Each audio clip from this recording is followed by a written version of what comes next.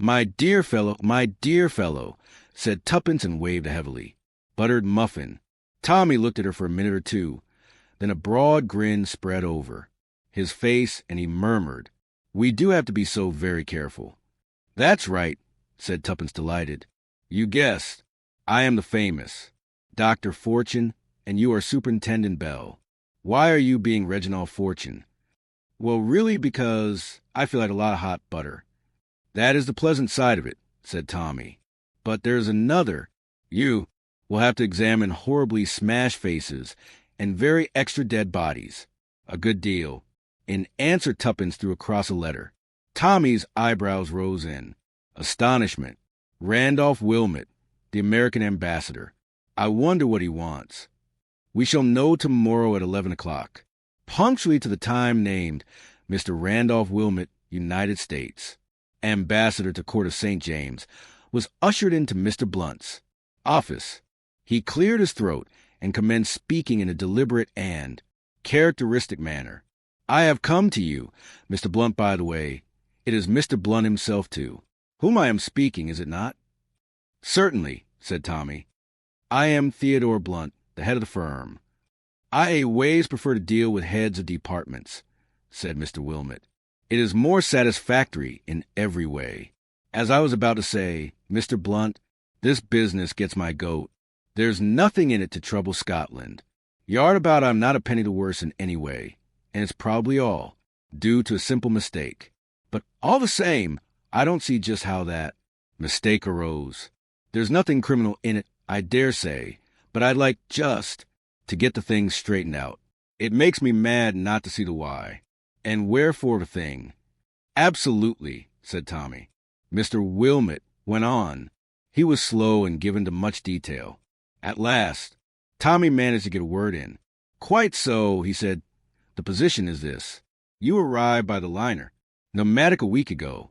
In some way your kit bag and the kit bag of another gentleman, Mr. Ralph Westerham, whose initials are the same as yours, got mixed up.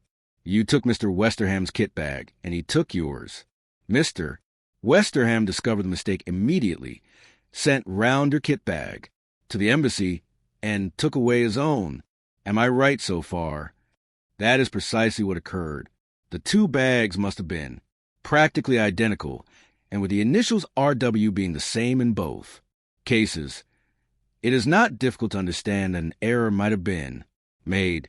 I myself was not aware of what had happened until my valet informed me of the mistake, and that Mr. Westerham, he is a senator, and a man for whom I have a great admiration, had sent round for his bag and returned mine. Then I don't see dash. But you will see. That's only the beginning of the story. Yesterday, as it chanced, I ran up against Senator Westerham, and I happened to mention the matter to him jestingly. To my great surprise, he did not seem to know what I was talking about, and when I explained, he denied the story absolutely. He had not taken my bag off the ship in mistake for his own. In fact, he had not traveled with such an article amongst his luggage. What an extraordinary thing, Mr. Blunt. It is an extraordinary thing. There seems no rhyme or reason in it. Why, if anyone wanted to steal my kit bag, he could do so easily enough without resorting to all this roundabout business. And anyway, it was not stolen, but returned to me. On the other hand, if it were taken by mistake, why use Senator Westerham's name? It's a crazy business. But just for curiosity, I mean to get to the bottom of it. I hope the case is not too trivial for you to undertake. Not at all. It is a very intriguing little problem, capable, as you say, of many simple explanations, but nevertheless baffling on the face of it. The first thing, of course, is the reason of the substitution. If substitution it was, you say nothing was missing from your bag when it came back into your possession? My man says not. He would know.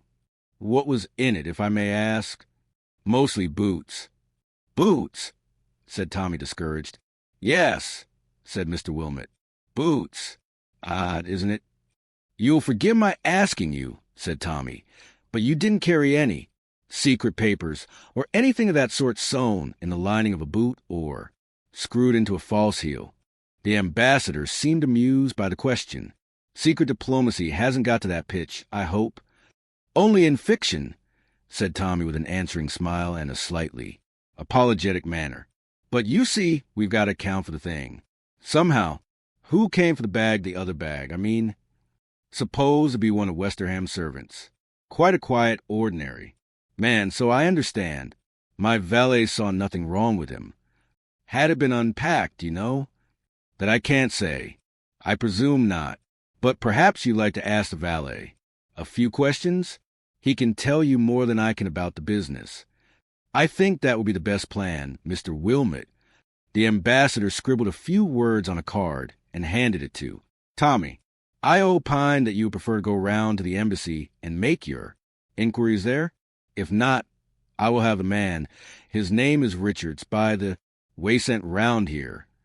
No, thank you, Mr. Wilmot. I should prefer to go to the embassy.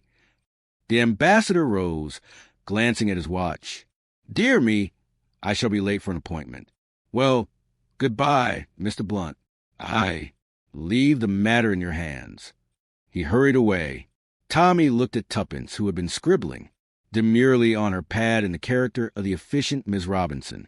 What about it, old thing? He asked.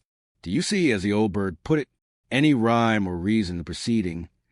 None whatever, replied Tuppence cheerily. Well, that's a start anyway. It shows that there is really something very deep at the back of it. You think so? It's a generally accepted hypothesis. Remember Sherlock Holmes and the depth of butter had sunk into the parsley, I mean the other way round. I've always had a devouring wish to know all about that case. Perhaps Watson will disinter it from his notebook one of these days. Then I shall die happy. But we must get busy. Quite so, said Tuppence. Not a quick man, the esteemed Wilmot. But, sure, she knows men, said Tommy. Or do I say he knows men? It is so. Confusing when you assume the character of a male detective. Oh, my dear fellow, my dear fellow. A little more action, Tuppence, and a little less repetition. A classic phrase cannot be repeated too often, said Tuppence with dignity. Have a muffin, said Tommy kindly. Not at 11 o'clock in the morning. Thank you. Silly case, this. Boots. You know why boots? Well, said Tommy, why not? It doesn't fit. Boots. She shook her head. All wrong. Who wants other? People's boots? The whole thing's mad. Perhaps they got hold of the wrong bag, suggested Tommy. That's possible. But if they were after papers, a dispatch case would be more likely. Papers are the only things one thinks of in connection with ambassadors. Boots suggest footprints, said Tommy thoughtfully. Do you think they wanted to lay a trail of Wilmot's footsteps somewhere? Tuppence considered the suggestion, abandoning her role, then shook her head. It seems wildly impossible, she said. No, I believe we shall have to resign ourselves to the fact that the boots have nothing to do with it. Well, said Tommy with a sigh, the next step is to interview friend Richards. He may be able to throw some light on the mystery. On production of the ambassador's card, Tommy was admitted to the embassy, and presently a pale young man, with a respectful manner and a subdued voice, presented himself to undergo examination. I am Richards, sir, Mr. Wilmot's valet. I understood you wished to see me. Yes, Richards. Mr. Wilmot called on me this morning and suggested that I should come round and ask you a few questions. It is this matter of the kit bag. Mr. Wilmot was rather upset over the affair. I know, sir. I can hardly see why, since no harm was done. I certainly understood from the man who called for the other bag that it belonged to Senator Westerham. But of course I may have been mistaken. What kind of man was he? Middle-aged, gray hair, very good class. I should say most respectable. I understood he was Senator Westerham's valet.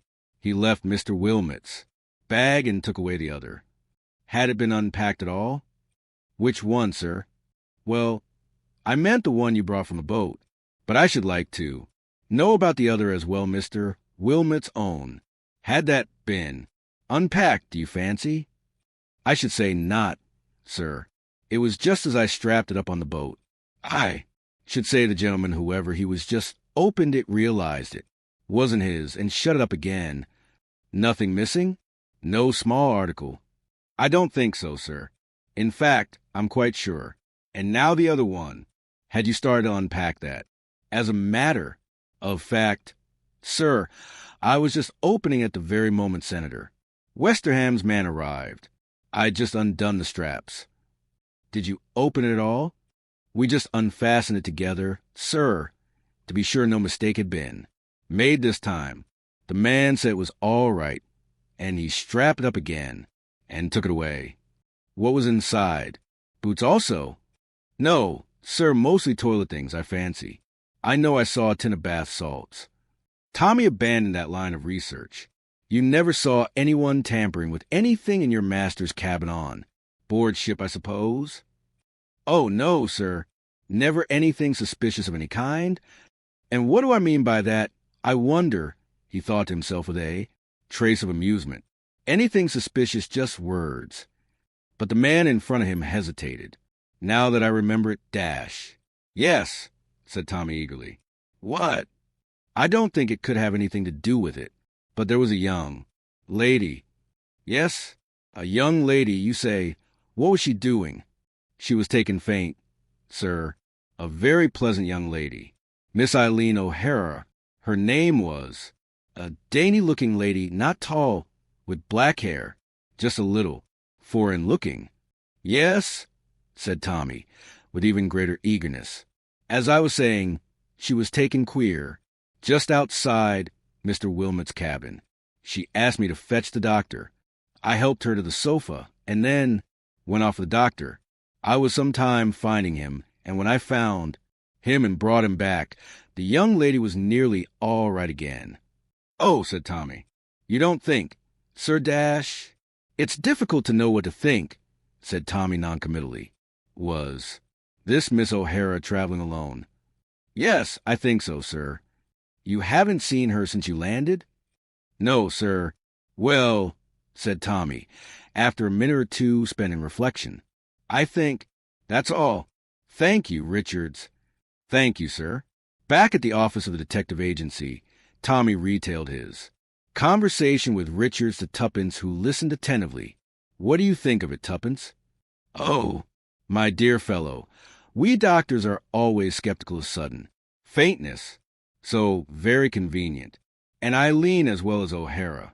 Almost too impossibly Irish, don't you think? It's something to go upon at last. Do you know what I am going to do? Tuppence? Advertise for the lady. What? Yes. Any information respecting Miss Eileen O'Hara known to have traveled such and such a ship and such a date. Either she'll answer herself if she's genuine, or someone may come forward to give us information about her. So far, it's the only hope of clue. You'll also put her on her guard, remember. Well, said Tommy, one's got to risk something.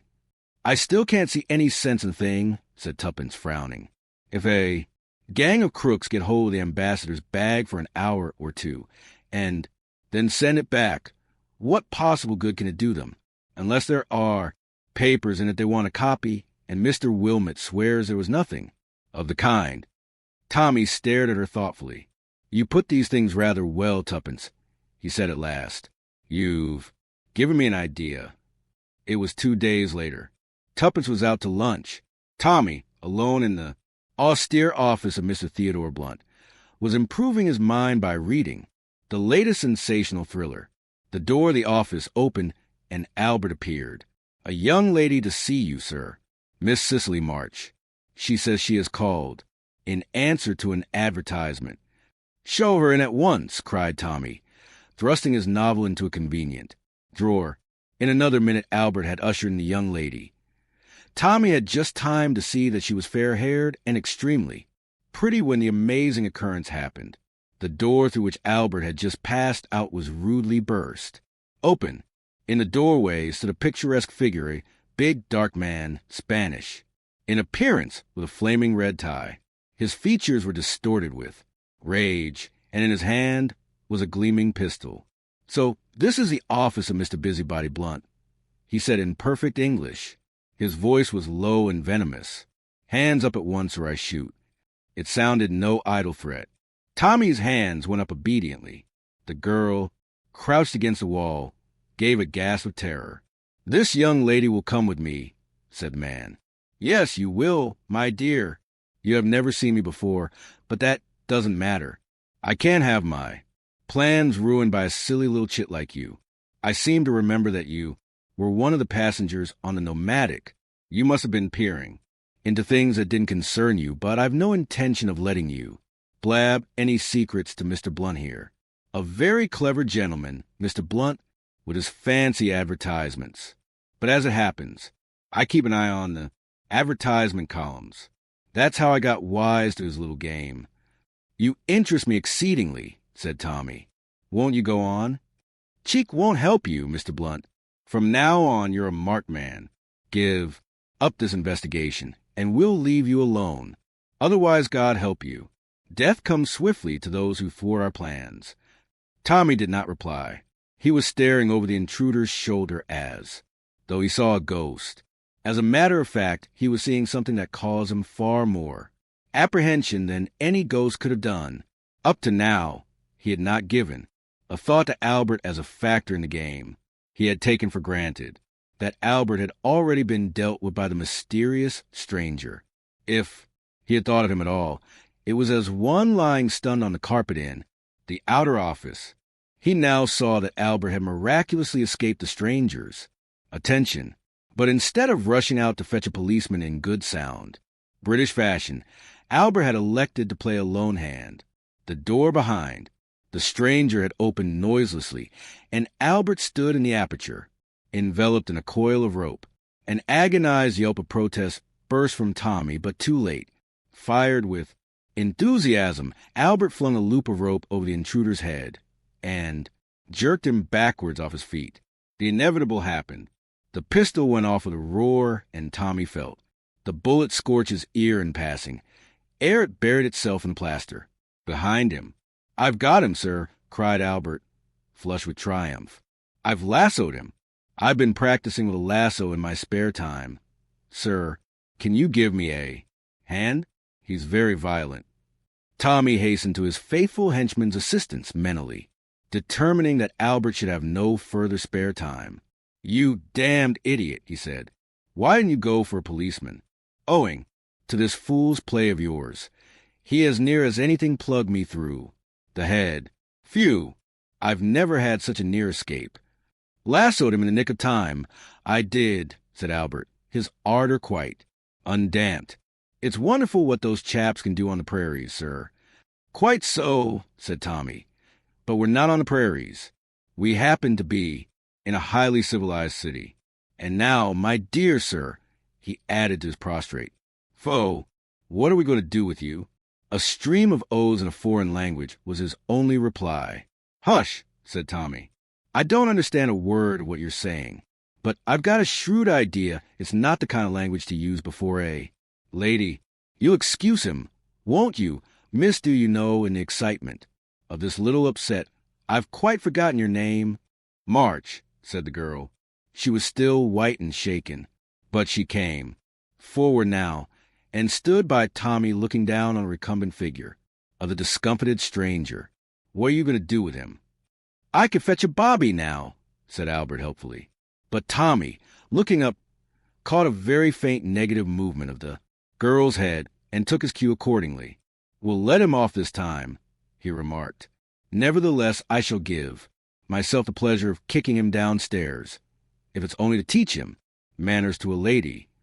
He removed the rope, hauled the victim to his feet, and propelled him briskly through the outer office. A series of shrill yelps was heard, and then a thud. Tommy came back, flushed but smiling. The girl was staring at him with round eyes. "Did you hurt him?" "I hope so," said Tommy. "But these foreigners make a practice of crying out before they're hurt, so I can't be quite sure about it.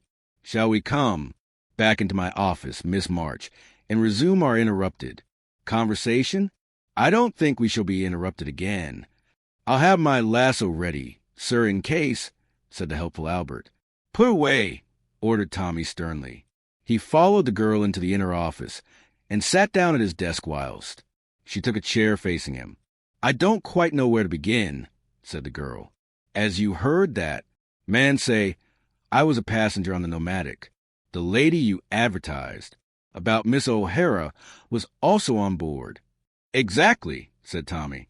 "That we know already, but I suspect you must know something about her doings on board that boat, or else that picturesque gentleman would not have been in such a hurry to intervene. I will tell you everything. The American ambassador was on board.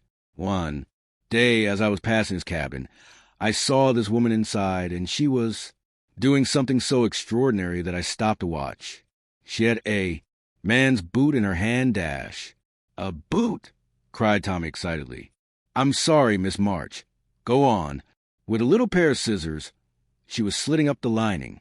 Then she seemed to push something inside.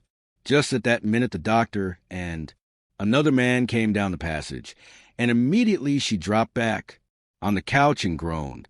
I waited, and I gathered from what was being said that she had pretended to feel faint. I say pretended because when I first caught sight of her, she was obviously feeling nothing of the kind. Tommy nodded. "Well, I rather hate to tell you the next part. I was curious, and also I'd been reading silly books, and I wondered if she put a bomb or a poisoned needle or something like that in Mr. Wilmot's boot. I know it's absurd, but I did think so. Anyway, next time I passed the empty cabin, I slipped in and examined the boot. I drew out from the lining a slip of paper, just as I had in my hand.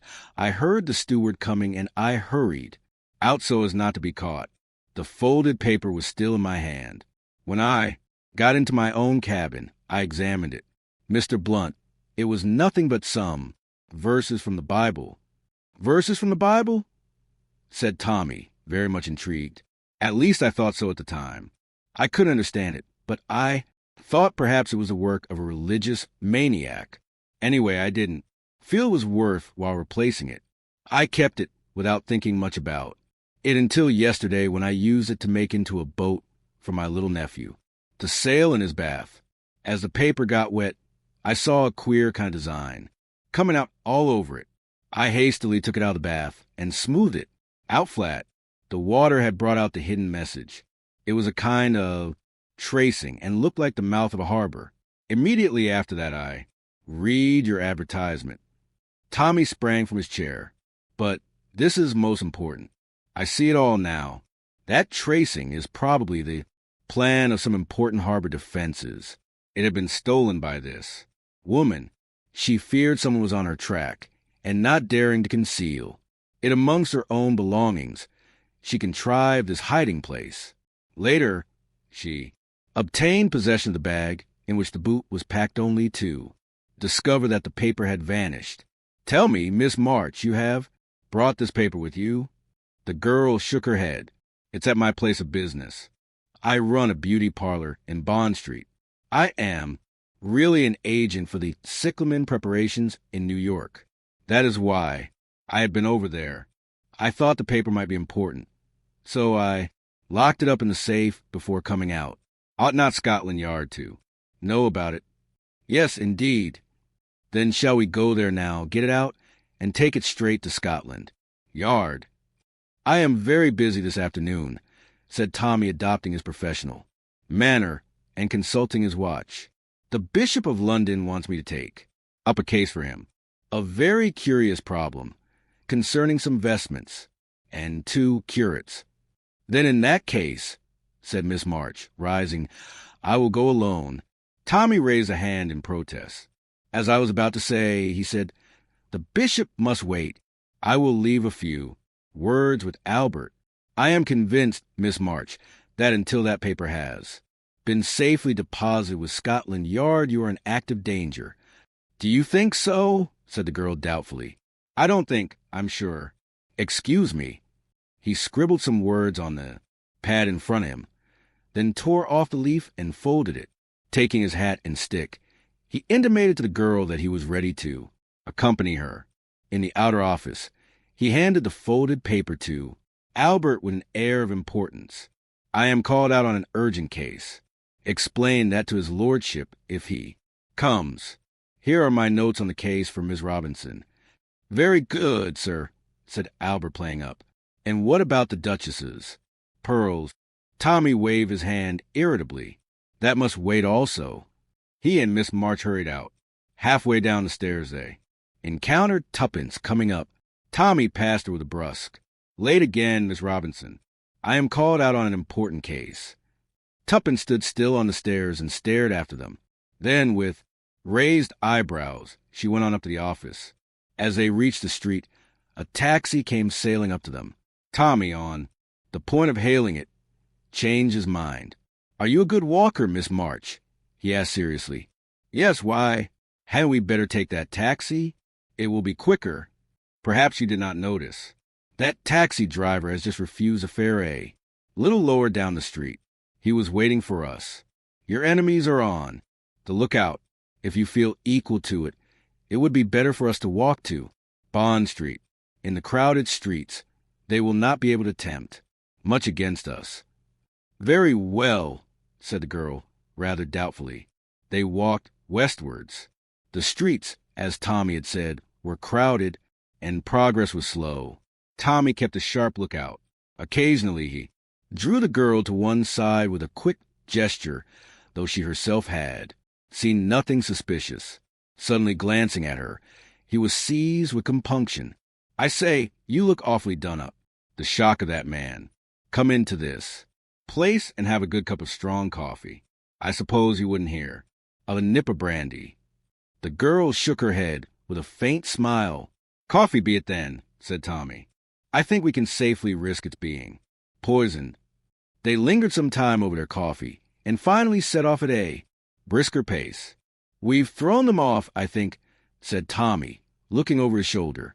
Cyclamen Limited was a small establishment in Bond Street with pale pink taffeta curtains and 1 or 2 jars of face cream and a cake of soap decorating the window.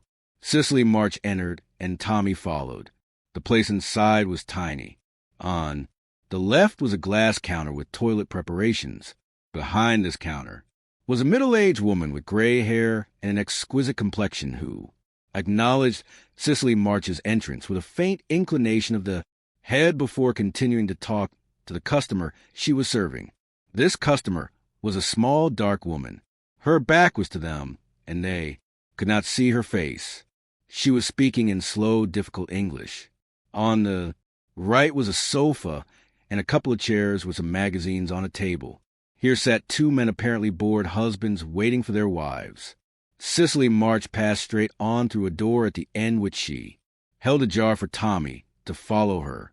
As he did so, the woman customer exclaimed, "Ah, but I think that is an amico of mine," and rushed after them, inserting her foot in the door just in time to prevent its closing. At the same time, the 2 men rose to their feet. One followed her through the door. The other advanced to the shop attendant and clapped his hand over her mouth to drown the scream rising to her lips. In the meantime, things were happening rather quickly beyond the swing door. As Tommy passed through, a cloth was flung over his head, and a sickly odor assailed his nostrils. Almost as soon, however, it was jerked off again, and a woman's scream rang out. Tommy blinked a little and coughed as he took in the scene in front of him. On his right was the mysterious stranger of a few hours ago, and, busily fitting handcuffs upon him, was one of the bored men from the shop parlor. Just in front of him was Cicely March wrestling vainly to free herself, whilst the woman customer from the shop held her firmly, pinioned, as the latter turned her head, and the veil she wore unfastened itself and fell off. The well-known features of Tuppence were revealed. "Well done, Tuppence," said Tommy, moving forward. "Let me give you a hand. I shouldn't struggle if I were you, Miss O'Hara, or do you prefer to be called Miss March?" "This is Inspector Grace, Tommy," said Tuppence. "As soon as I read the note you left, I rang up Scotland Yard, and Inspector Grace and another man met me outside here. Very glad to get hold of this gentleman," said the inspector, indicating his prisoner. He's wanted badly, but we've never had cause to suspect. This place thought it was a genuine beauty shop. You see, explained Tommy gently, we do have to be so very careful. Why should anyone want the ambassador's bag for an hour or so? I'd put the question the other way around. Supposing it was the other bag that was the important one. Someone wanted that bag to be in the ambassador's possession for an hour or so. Much more illuminating. Diplomatic luggage is not subjected to the indignities of a customs examination. Clearly smuggling. But smuggling of what? Nothing too bulky. At once I thought of drugs. Then that picturesque comedy was enacted. In my office, they'd seen my advertisement and wanted to put me off. The center failing that, out of the way altogether. But I happened to notice an expression of blank dismay in the charming lady's eyes when Albert did his lasso act. That didn't fit in very well with her supposed part. The stranger's attack was meant to assure my confidence in her. I played the part of the credulous sleuth with all my might, swallowed her rather impossible story, and permitted her to lure me here, carefully, leaving behind full instructions for dealing with the situation. Under various pretexts, I delayed our arrival so as to give you all plenty of time. Cicely March was looking at him with a stony expression.